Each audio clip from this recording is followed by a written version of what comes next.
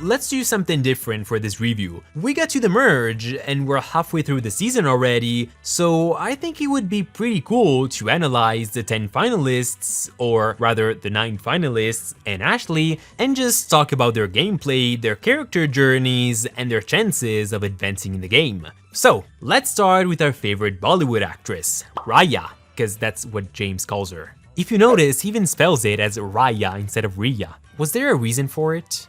Honestly, it feels like every single time Riya intervenes or simply chimes in, she just states facts and lets the audience know the villain's alliance's thought process, explaining their decisions and strategies. But she, as a character, barely does anything.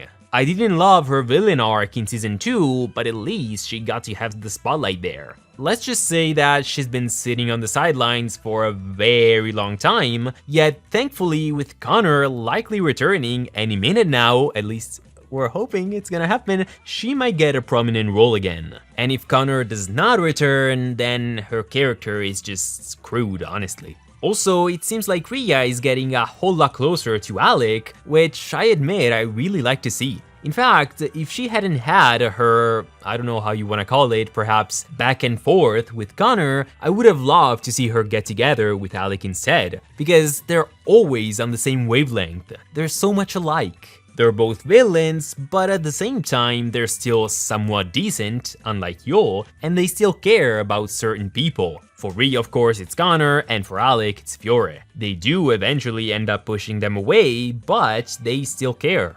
That is a villainous couple I totally would have rooted for, unlike Gruel.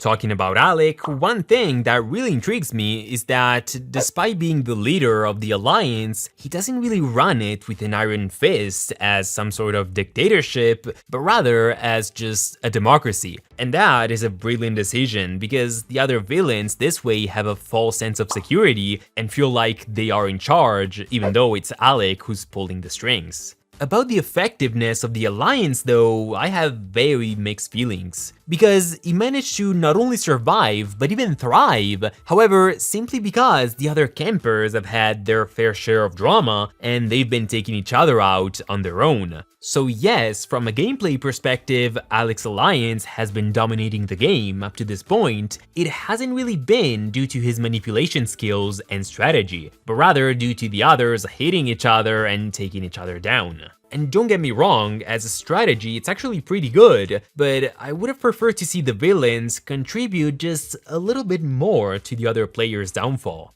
It feels like they're not even trying, and I mean, they're villains for goodness sake. How aren't they more villainous than this? I guess now that Alec has 4 more people working with him, I mean, I kinda expected him to take advantage of the situation. He should have used the Alliance members and their personal strengths to take down his adversaries. After all, each villain has their own strategy and set of skills, so I would have really loved to see them work together, putting their minds together to design the perfect master plan. Alec as a strategist, Gret as a manipulator, Riya as a liar and an agent of chaos, Gabby as a spy, and Yul as some sort of human shield. However, I do admit I absolutely love to see the villains in charge instead of being a minority and outnumbered by the good guys.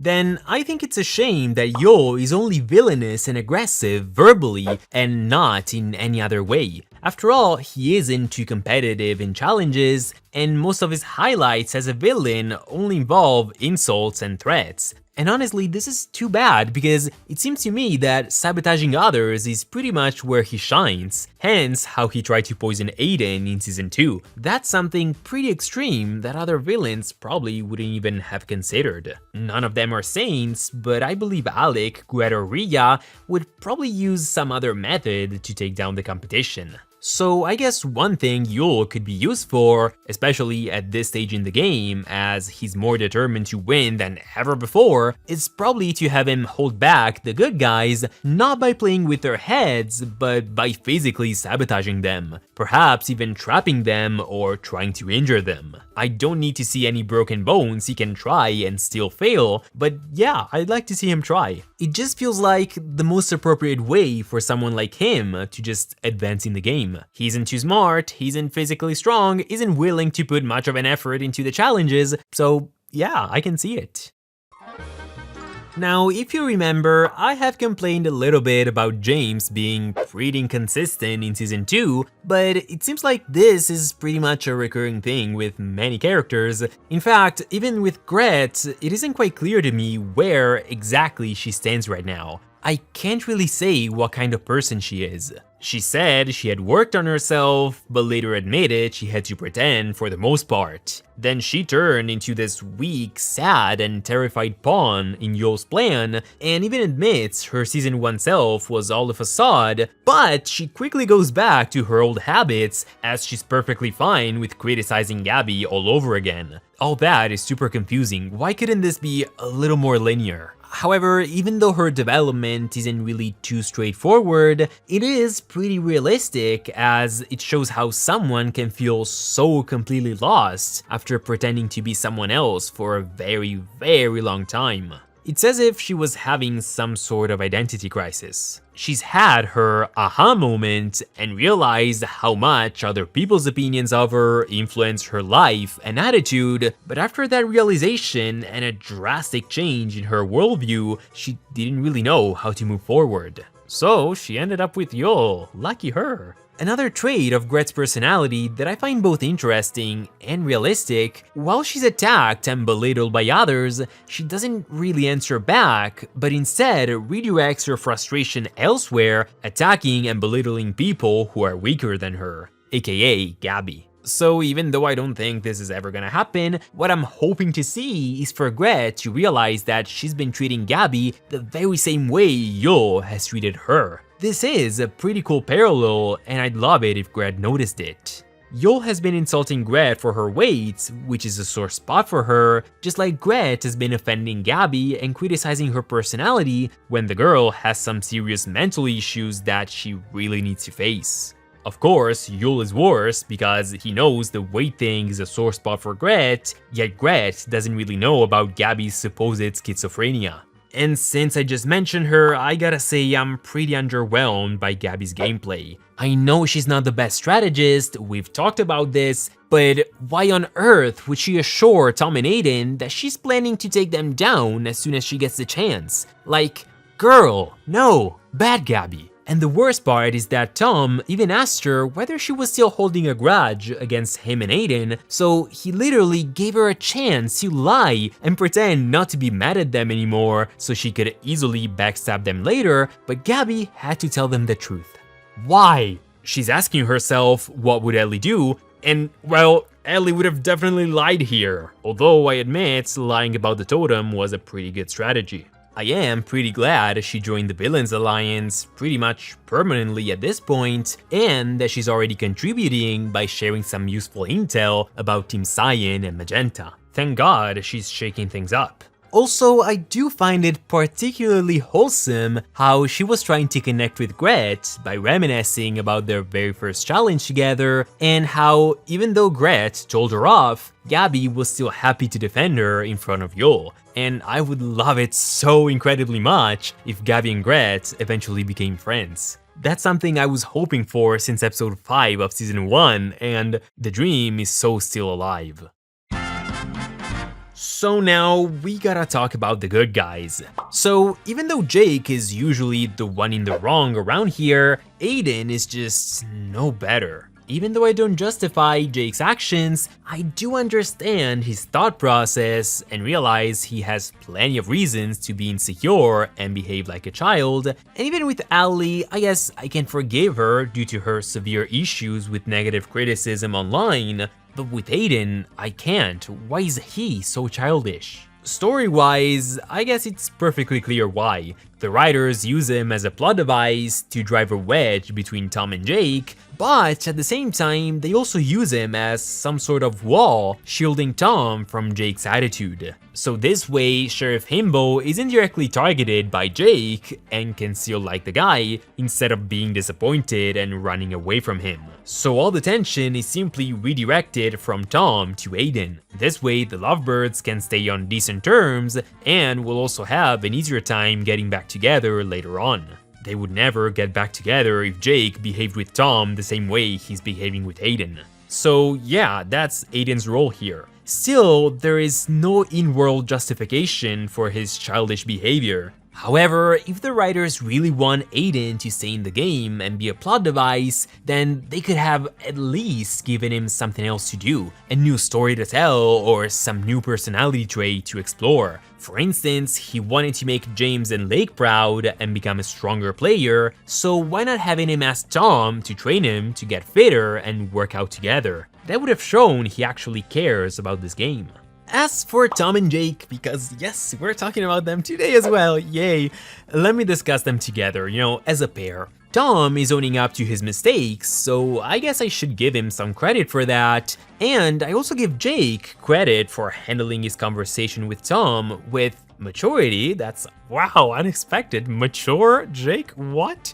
What Tinky Winky isn't handling well, however, is literally everything else. And seeing him still so immature and annoying halfway through the season, it's just not a good sign and makes me think that his character arc is never gonna get a proper and satisfying conclusion. I'm perfectly fine with Jake screwing up and occasionally insulting and attacking people out of the blue, fine. He can even go on full-blown crusades against other characters, but only if he later redeems himself to a satisfying degree. He can mess up once, twice, 3 times, fall back into his old habits, and not instantly learn from his mistakes. Who says he has to learn right away the first time around? Still, the longer it takes him to do that, the better he has to behave later in order for his arc to be satisfying. But I so doubt that's gonna happen.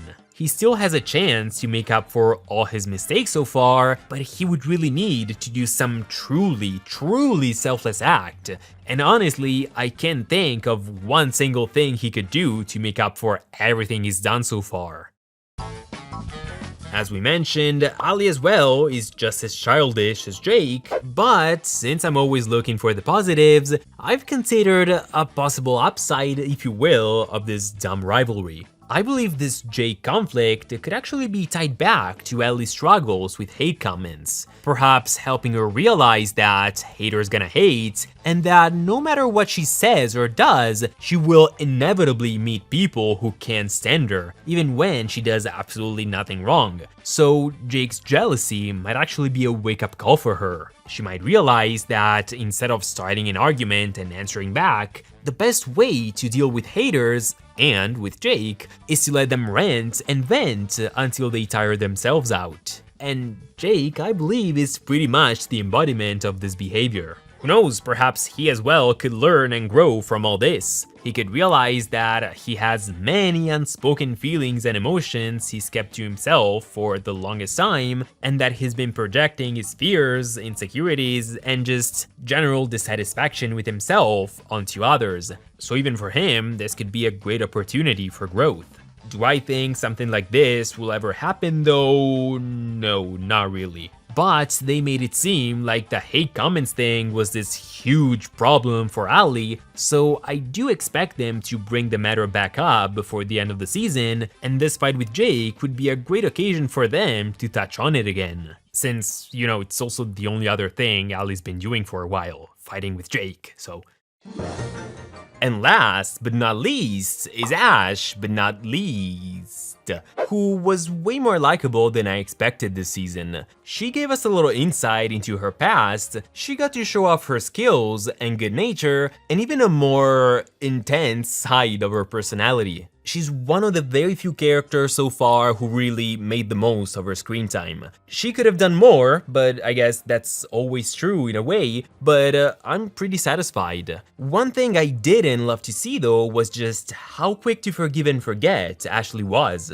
That's what I do as well pretty often. I can't really stay mad at people for too long either, so I get it, and I get how it can be realistic. Yet, that attitude doesn't really make for interesting drama. I would have preferred to see her a little more assertive when she was mad. I also kinda wanted to see her as more of a team leader and less of a babysitter, because she really could have done a whole lot more. All things considered though, she was very enjoyable to watch all season long, because I know that some of you really despise her with a passion, and I guess that's perfectly fine too. But I mean, it's Ashley, how can you hate her?